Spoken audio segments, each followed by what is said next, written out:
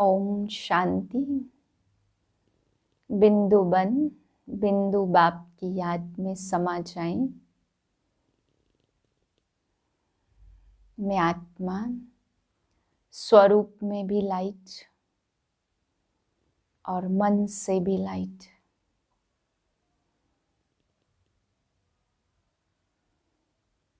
सर्व बातों को बिंदी लगाकर अनुभव करें, मैं पॉइंट ऑफ लाइट हूँ। सर्व गुण मुझ बिंदु में समाये हुए हैं।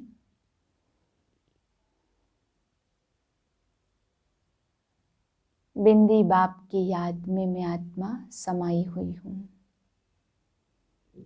इस स्मृति में आज के महावाक्य सुनते हैं। आज बाबा हम बच्चों को प्रतिज्ञा कराते, बच्चे देह अभिमान में जब तुम आते हो तभी विकर्म बनते हैं। बाबा कहते बच्चे प्रतिज्ञा करो और सब संग तोड़ एक संग जोड़ेंगे। फिर बाबा समझा रहे कि दुनिया वाले नेचुरल कैलेमिटीज को गॉडली एक्ट समझ लेते हैं। बाबा कहते कहीं सागर के किनारे पे शहर आदि होते, नेचुरल कैलेमिटीज आती, टापू के टापू सागर में डूब जाते हैं। इंसान इसको भगवान की एक्ट समझते, परंतु बाप कहते ये तो गॉडली एक्ट नहीं है, ये तो प्राकृतिक आपदाएं हैं। फिर बाबा समझा रहे हैं कि पतित पावन माना ही सिख धर्म में कहा कि भगवान आकर के मूत पलीती कपड़ धोए। तो बाबा कहते हैं पतित पावन का मतलब ही है पतितों को आकर पावन करते हैं, गंदे कपड़ों को आके साफ करते हैं। फिर बाबा समझा रहे कि और धर्म स्थापक जब धरती पे आते हैं तो उनको सदगति दाता नहीं कह सकते, क्योंकि जब वे आते हैं तो उनके पिछाड़ी फिर धर्म की वृद्धि होती है। तो बाबा कहते जब तक उनके धर्म वाले ही ना आए, धर्म की वृद्धि ही ना हो, तो किसकी सदगति करेंगे।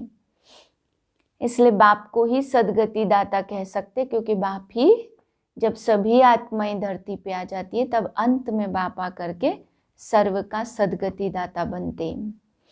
फिर बाबा समझा रहे हैं कि जिन बच्चों में देह अभिमान होता वो कितना भी ज्ञान सुनते, लेकिन बाबा कहते हैं उनको धारणा नहीं होगी।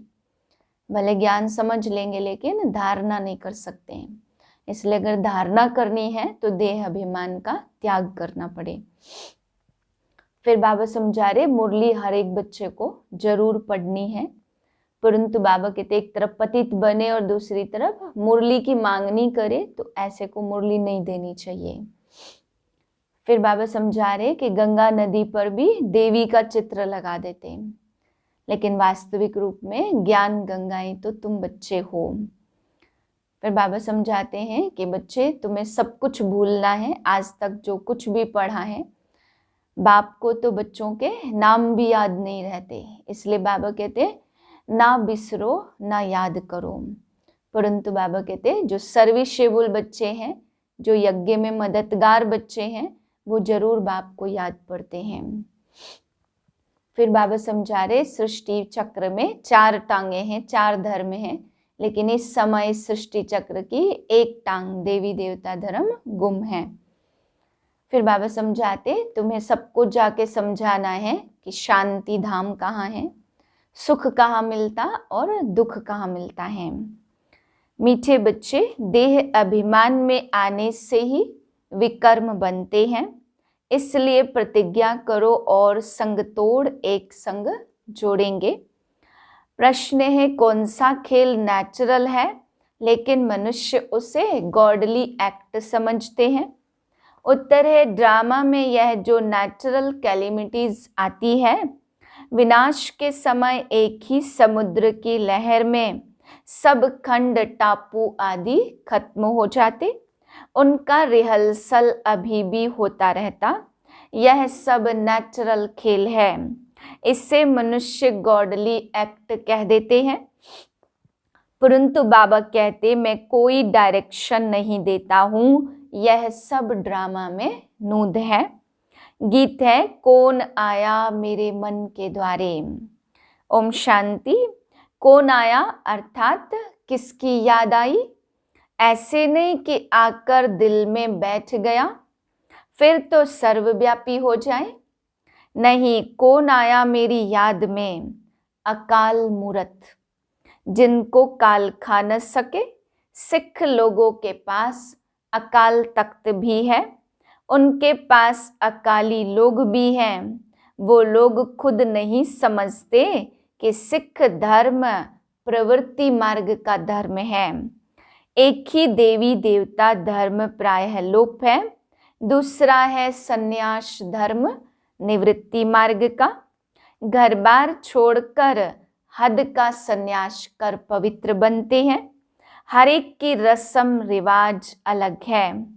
बल वह लोग कहते कि घर गृहस्थ में रहते भी ज्ञान पा सकते हो, परंतु वह कोई ज्ञान नहीं है। न सन्यासी ऐसे करा सकते। वास्तव में गुरु वह है जो सदगति देने वाला हो, वह तो एक ही है। गुरु नानक ने भी शिक्षा दी है, वह भी परमात्मा की महिमा करते। एको ओंकार अकाल मूरत, तुमको अब अकाल मूरत अर्थात परमपिता परमात्मा की याद है। महिमा करते अकाल मूरत अयोनी, स्वयंभू अर्थात रचता है। निर्भय निर्वैर अकाल मूरत सतगुरु प्रसाद, जप साहेब आदि यह सब महिमा है परमपिता परमात्मा की। बाप आकर के उन बच्चों पर भी बलिहार जाते जो नीच विचार करते हैं। जरूर जब आया तब तो बलिहार जाते ना। बाबा कहते मैं अहिल्याओं गणिकाओं साधुओं का भी उद्धार करने आता हूँ, तो जरूर सब पतित ठहरे ना।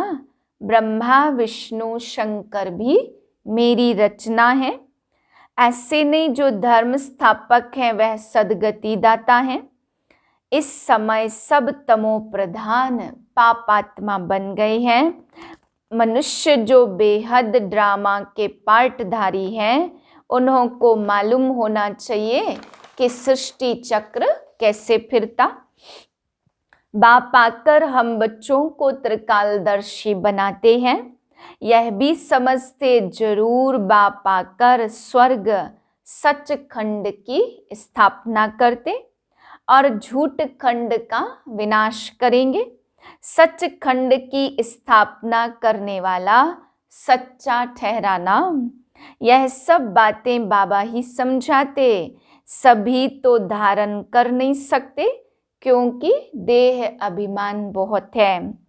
जितना आत्म अभिमानी होंगे अपने को अशरीरी समझेंगे, बाबा को याद करेंगे तो धारणा भी होगी। दिन में तो देह अभिमान रहता, तो फिर आत्म अभिमानी बनने की प्रैक्टिस कब करनी चाहिए। बाप कहते बच्चे नींद को जीतने वाला बनो। बाप कितनी अच्छी पॉइंट समझाते, परंतु कई ऐसे भी बच्चे हैं जो मुरली सुनते ही नहीं हैं। पढ़ाई तो मुख्य है ना, कैसे भी करके मुरली जरूर पढ़नी चाहिए, परंतु ऐसे भी नहीं विकारों में गिरते रहे और फिर मुरली मांगते रहे। जब तक गारंटी ना करे पवित्र बनने की, तब तक मुरली नहीं भेजनी चाहिए। जो मुरली नहीं पढ़ते तो उनकी गति क्या होगी। अच्छे अच्छे बच्चे भी मुरली नहीं पढ़ते, नशा चढ़ जाता है। नहीं तो एक दिन भी मुरली मिस नहीं करनी चाहिए। धारणा नहीं होती तो समझना चाहिए देह अभिमान है, वह ऊंच पद पा नहीं सकते। बाबा अच्छी रीति समझाते, बच्चों को भी समझाना पड़े। बाबा तो बाहर जा न सके, बाबा बच्चों के आगे ही समझाते। यह बड़ी मम्मा भी है गुप्त, शक्तियां बाहर जा सकती हैं। जो धर्म पिता आते हैं वह सिर्फ धर्म स्थापन करने आते, ना कि अधर्मों का विनाश करने। सत धर्म की स्थापना और अनेक अधर्मों का विनाश संगम पर ही होता है। गुरु नानक ने कहा, सब निंदक हैं, झूठे हैं, कोई भी पवित्र नहीं रहते। सिख धर्म में अकाली होते हैं, जिनके ऊपर काला चक्र भी दिखाते। यह है स्वदर्शन चक्र। कंगन भी बांधते हैं, दोनों पवित्रता की निशानी है। परंतु वह लोग इसका अर्थ नहीं समझते। ना पवित्र रहते। जनेऊ भी पवित्रता की निशानी है। आजकल तो सब कुछ उड़ा दिया है। बाप समझाते, मैं आता ही हूँ सबको पावन बनाकर साथ ले जाने। अभी तुम्हारी पूजा नहीं होती क्योंकि तुम अब लायक बन रहे हो। वास्तव में ज्ञान गंगाएं देवियां तो तुम हो। पुजारी से पूज्य बन रहे हो, फिर तुम्हारा पुजारीपना खत्म हो जाएगा। कदम कदम बाबा की श्रीमत पर चलते रहना है। देह अभिमान छोड़ते जाओ। बाप कहते, मैं सृष्टि का रचयिता हूँ, परंतु मैं आऊंगा तो पतित दुनिया में ना। तब तो मुझे पतित पावन कहते तो जरूर पतित दुनिया होगी। पावन दुनिया में तो पतित होंगे नहीं। परमात्मा को हेवन स्थापन करना है, इसलिए उनको हेवनली गॉडफादर कहते। क्राइस्ट हेवन स्थापन नहीं करते। हाँ, उस समय जो आत्माएं ऊपर से आती वह सतो प्रधान है। तुम बच्चों को अभी ऐसा कोई विकर्म नहीं करना चाहिए जिससे पतित कहा जाए। देह अभिमान से ही विकर्म बनते हैं। तुम गारंटी करते हो कि और संग तोड़ एक संग जोड़ेंगे।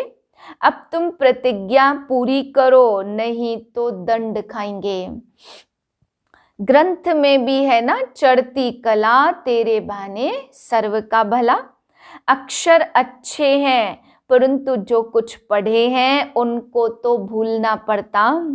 बाबा को तो नाम भी पूरे याद नहीं, क्योंकि शिव बाबा को याद करना है। इसलिए बाबा कहते, खुश रहो, आबाद रहो, ना बिसरो ना याद करो। परंतु सर्विसेबल बच्चों को बाबा जरूर याद करते कि फलाना बहुत अच्छा मददगार है। साहूकार तो घोर अंधेरे में पड़े हैं। कोई को पता नहीं पड़ता कि मौत सामने खड़ा है। भगवानो वाच, मैं राजयोग सिखाता हूँ तो जरूर नॉलेज से गॉडेज ऑफ वेल्थ बनते हैं। यह सारी राजधानी बन रही है नंबरवार। तुम जानते हो नंबरवार हम सब पढ़ रहे हैं। बाबा कहते, मैं राजधानी स्थापन कर रहा हूँ, अनेक धर्मों का विनाश कराता हूँ। परम सतगुरु एक ही है, वह ऊंचे ते ऊंचा भगवान ही गाया हुआ है। सागर तो कहीं जा नहीं सकता, तुम ज्ञान गंगाएं हो, परंतु वह है जड़ सागर और यह है चैतन्य सागर। उसमें तो एक तूफान की लहर उठी तो बहुत नुकसान हो जाता। विनाश के समय जोर से तूफान आएंगे, सब खंड टापू आदि खलास हो जाएंगे। देरी नहीं लगती, नेचुरल कैलेमिटीज को गॉडली एक्ट कह देते। तब कहा है कि शंकर द्वारा विनाश, यह सब ड्रामा में नूद है। तूफान, नेचुरल कैलेमिटीज आदि आदि सब अपना काम करेंगी। कल्प कल्प यह कैलेमिटीज आनी ही है और सब खंड खत्म होंगे, बाकी एक भारत रह जाएगा। उसके लिए तैयारी होती है, रिहर्सल होती रहेगी। यह नेचुरल खेल बना हुआ है। तुम शिव शक्तियां कहाँ भी जाकर समझा सकती हो कि तुम सब चाहते हो शांति स्थापन करना, परंतु तुम जानते हो शांति होती कहाँ है, सुख कहाँ होता और दुख कहाँ है। यह सब समझने की बातें हैं। अभी दुख धाम है और यही भारत सुख धाम था। पहले अंत होकर फिर आदि होनी है। मध्य में है अनेक धर्म। देवता धर्म स्थापन करने वाला कौन है, यह बताओ। बाप कहते ब्रह्मा की औलाद होने के कारण आपस में भाई बहन हो। तुम जानते हो हम उनके बने हैं, तो परमपिता परमात्मा पहले ब्राह्मण धर्म रचते। ब्राह्मण धर्म है चोटी और सब धर्म वाले बाद में आए हैं नंबरवार। आखिर तुम्हारी प्रत्यक्षता होनी है जरूर। अच्छा, मीठे मीठे सिकिलदे बच्चों प्रति माता पिता बाप दादा का याद प्यार और गुड मॉर्निंग। रूहानी बाप की रूहानी बच्चों को नमस्ते। हम रूहानी बच्चों की रूहानी बाप को नमस्ते। धारणा के लिए है पहली पॉइंट, ज्ञान की धारणा के लिए जितना हो सके आत्माभिमानी रहना है। अशरीरी बनने का अभ्यास रात को जागकर करना है।